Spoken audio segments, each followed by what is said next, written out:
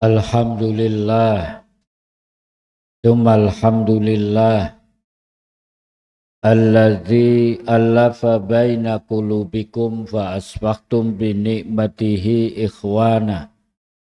Asyhadu an la ilaha illallah wahdahu la syarikalah wa asyhadu anna Muhammadan abduhu wa rasuluh.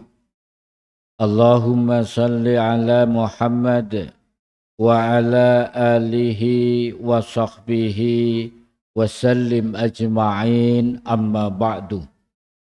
Qala ta'ala fi kitabihil karim, a'udzu billahi minasy syaithanir rajim, laisu sawa min ahlil kitab ummatun qa'imatun yatluna ayatillahi anal laili wa hum yasjudun. Sadaqallahul azim. Faya ayyuhal khadirun ittaqullah. Innallaha ma'al muttaqin. Innal muttaqina fi maqamin aminin fi jannati wa uyun. Hadirin para jamaah sidang Jumat rahimakumullah.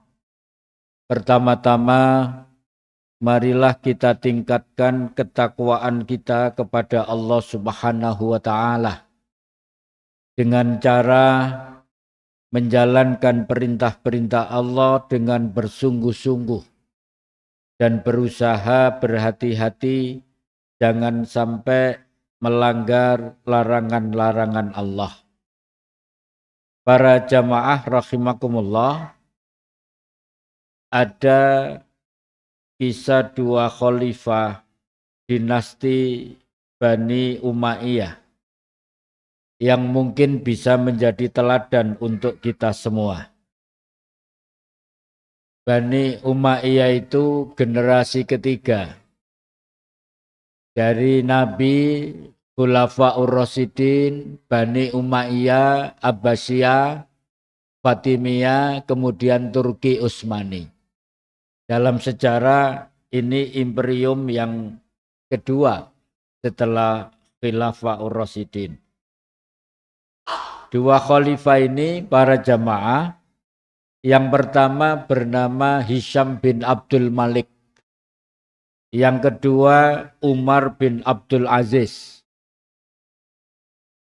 Kebetulan dua khalifah ini sama-sama punya anak 11. Hisham bin Abdul Malik memberikan warisan kepada 11 anaknya, masing-masing anaknya itu 1 juta dinar. Ketika emas seharga 1 juta, itu kalau kurs rupiah, masing-masing anak Hisham bin Abdul Malik itu warisannya 2 triliun per anak kali 11. Tetapi seluruh anaknya 11 itu jadi pengemis dan jadi pencuri. Tidak ada satupun anaknya yang jadi orang yang bermartabat. Bahkan ada yang dikejar-kejar oleh aparat dari satu negeri ke negeri yang lain.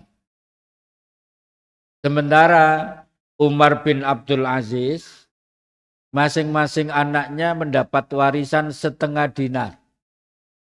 Kira-kira 2 juta per anak.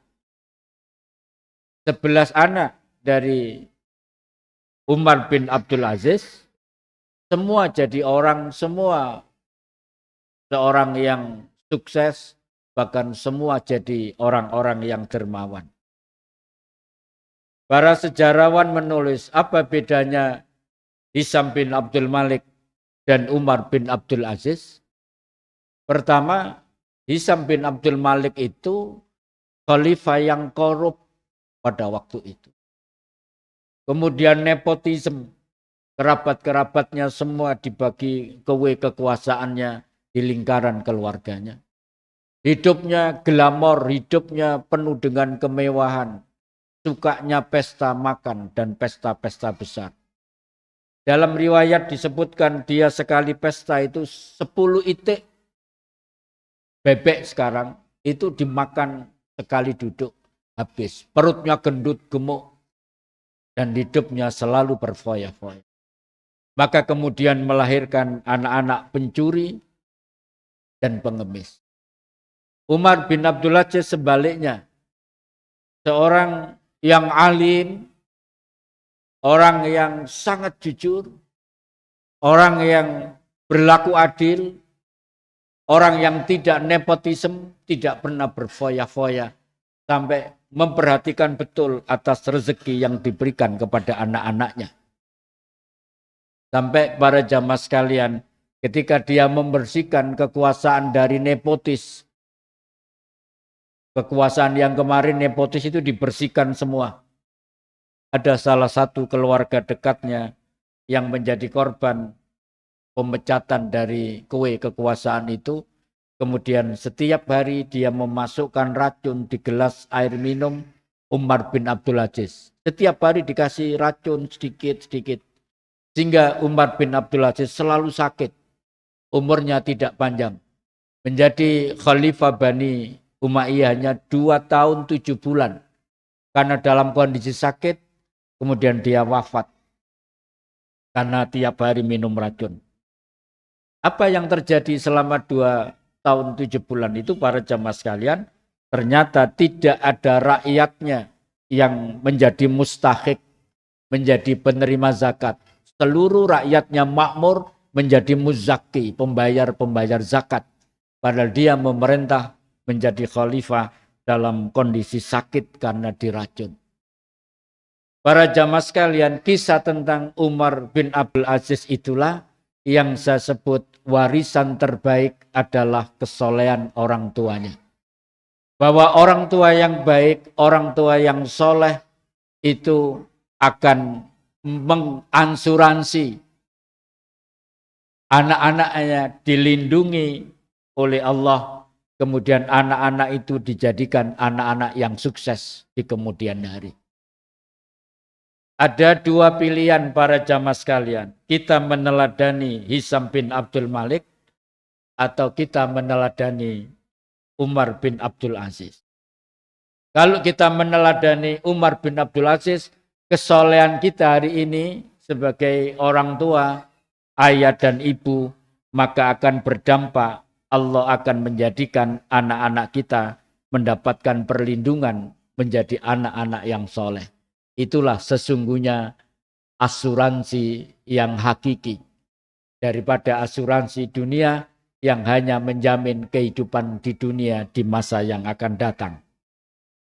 Yang kedua para jamaah sekalian, ada kisah juga yang menguatkan tentang Umar bin Abdul Aziz ini.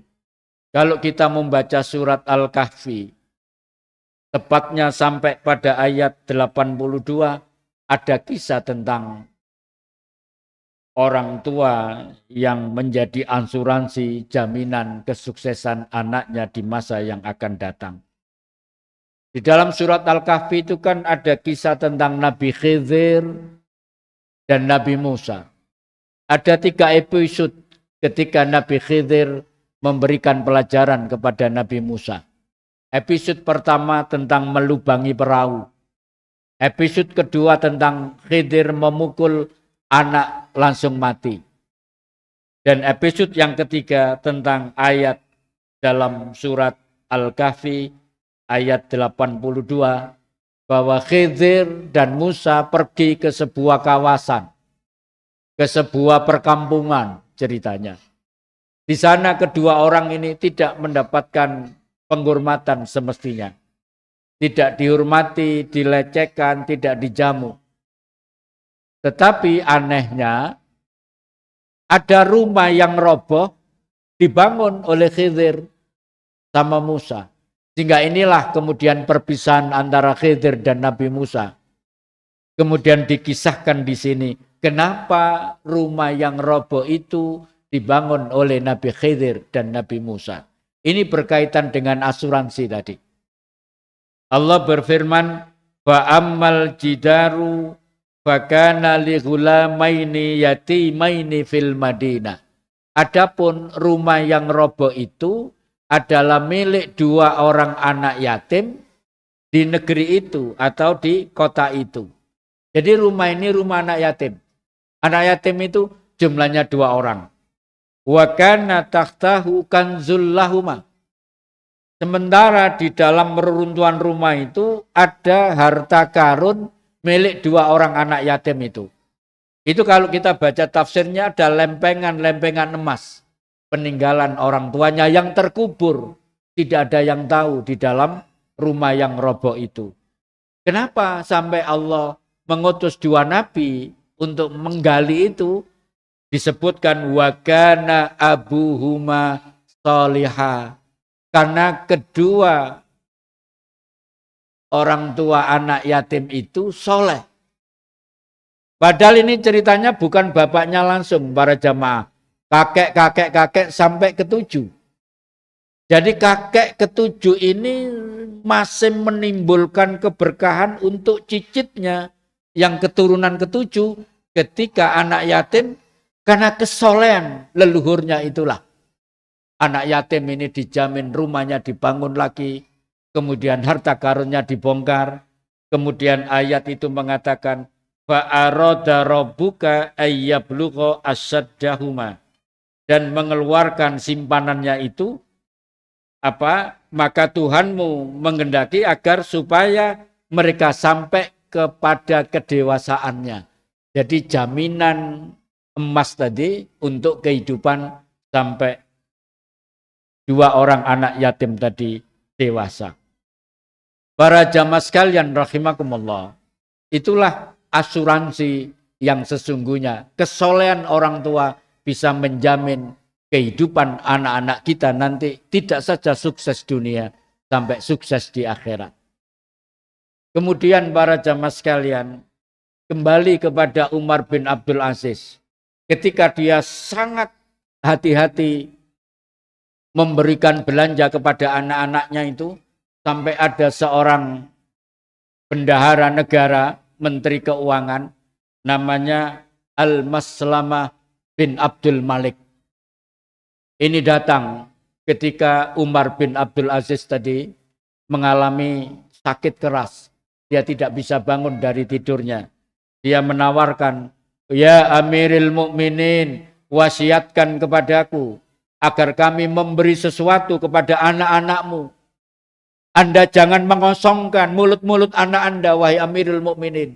Menteri Keuangan enggak tega melihat kesederhanaan anak-anak khalifah itu. Maka Umar bin Abdul Aziz kemudian minta bangunkan aku. Maka dia duduk, kemudian menghadap kepada Maslamah. Wahai Maslamah, sesungguhnya aku tidak pernah berniat untuk mengosongkan mulut-mulut anakku. Justru aku berwasiat kepada mereka. Kemudian Umar bin Abdul Aziz itu membaca ayat di dalam Al-Quran, surat Al-A'raf, surat 7, ayat 196. Allah berfirman, Inna waliyallahu allazi nazzalal kitab wa huwa yatawallas shalihin. Sesungguhnya pelindungku adalah Allah yang telah menurunkan Alkitab Al-Quran. Dan dia melindungi orang-orang yang soleh. Inilah wasiatku kepada anakku. Bahwa Allah itu akan melindungi oleh orang-orang yang soleh. Ketika anakku soleh, maka akan mendapatkan perlindungan dari Allah. Inilah para jamaah sekalian rahimakumullah yang patut kita teladani. Agar kita bisa menggaransi asuransi kepada anak-anak kita. Lalu persoalannya soleh itu berat para jamaah sekalian. Jadi orang yang soleh itu enggak mudah. Harus memenuhi 6 syarat. Itu disebut dalam surat Ali Imran ayat 113 sampai 114. Orang yang soleh itu pertama, ummatun qaimatun, jujur, tidak suka berbohong. 2, orang yang soleh itu yatluna ayatillahi anal laili, membaca Al-Quran di waktu malam. 3, orang yang soleh itu wahum yasjudun, dia tahajud, konteksnya ayat ini. tahajud di waktu malam. Yang keempat, orang yang soleh itu yu'minuna billahi wal yaumil akhir.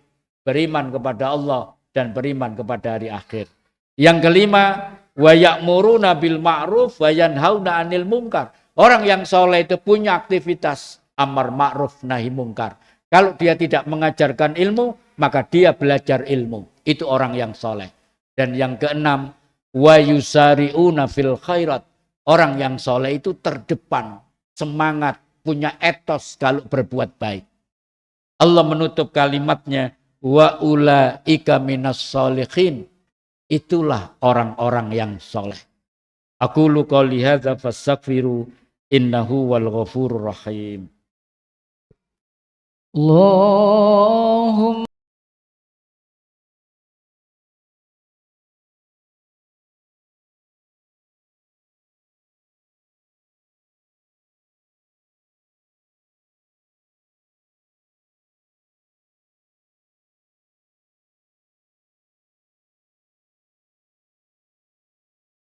alhamdulillah, jumma alhamdulillah, alladzi hadana lihada wa ma kunna linahtadiya laula an hadanallah. Asyhadu an la ilaha illallah wahdahu la syarikalah wa asyhadu anna Muhammadan abduhu wa rasuluh. Allahumma salli ala Muhammad wa ala alihi wa sahbihi wasallim ajma'in amma ba'du. Hadirin para jamaah rahimakumullah, kenapa kita harus mengansurasikan anak-anak kita menjadi anak yang soleh dengan kesolehan kita para jamaah sekalian? Karena Allah itu memberikan pelajaran kepada kita di dalam surat An-Nisa, surat 4 ayat 9, jangan sampai kita nanti meninggalkan keturunan yang lemah. Misalnya Allah berfirman, surat An-Nisa ayat 9, wal yaksalladzina law taraku min khalfihim dzurriyyatan di'afa. Dan hendaklah takut kepada Allah orang-orang yang seandainya meninggalkan keturunan di belakang mereka, keturunan itu dzurriyyatan di'afa, keturunan yang lemah. Lemah itu ada dua, lemah iman dan lemah ekonomi. Kalau kita ingin menjamin anak kita tidak lemah iman, tidak lemah ekonomi, dibangun dari kesolehan kedua orang tuanya. Inilah asuransi yang saya maksud. Para jamaah rahimakumullah, saya ingin mengkhususkan doa pada siang hari ini untuk saudara-saudara kita di Palestina yang hari-hari ini ujian mereka lebih berat daripada sebelumnya. Mudah-mudahan doa kita dikabulkan oleh Allah dan menjadikan saudara kita di Palestina tepat diberikan kemerdekaan oleh Allah Subhanahu wa taala. A'udzu billahi minasyaitonir rajim. Bismillahirrahmanirrahim. Allahumma salli ala Muhammad wa ala ali Muhammad walhamdulillahi rabbil alamin. Allahumma a'izzal Islam wal muslimin. Allahumma ansur ikhwananal muslimin al mujahidin fi Palestin. Ya Allah, muliakanlah Islam dan kaum muslimin. Ya Allah, tolonglah kaum muslimin dan mujahidin di Palestina. Allahumma sabbit imanahum wa anzilis sakinata ala qulubihim wa wahhid sufufahum. Ya Allah, teguhkanlah iman mereka dan turunkanlah ketentraman di dalam hati mereka. Dan satukanlah barisan mereka.